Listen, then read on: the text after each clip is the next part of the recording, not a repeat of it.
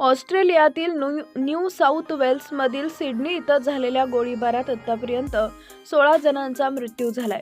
रविवार 14 डिसेंबर रोजी सिडनीच्या बोंडी बीचवर हनुक्का उत्सव साजरा केला जात होता. त्या संध्याकाळी 2 हल्लेखोरांनी अचानक गोळीबार सुरू केला.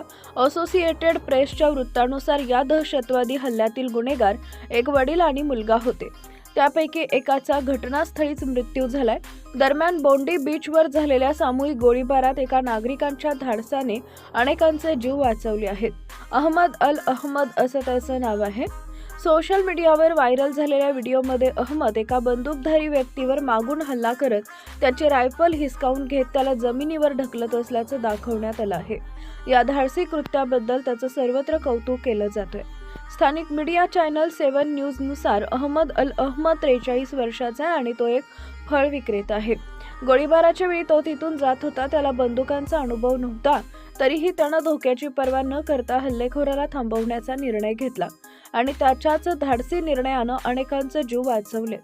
15 सेकंदाचा व्हायरल व्हिडिओमध्ये अहमद प्रथम पार्क केलेल्या वाहनांच्या मागे लपलेला दिसतो. नंतर योग्य संधी पाहून तो मागून हल्लेखोरावर धावला.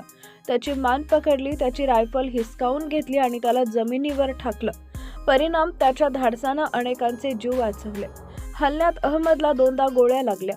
7 न्यूजने अहमदचा चुलत भाऊ मुस्तफा याच्याशी बोलले असता त्यांनी सांगितले की अहमद रुग्णालयात दाखल झालाय आणि त्यांच्यावर शस्त्रक्रिया सुरू आहे. मुस्तफा म्हणाला, तो 100% हिरो आहे. आम्हाला आशा आहे की तो बरा होईल.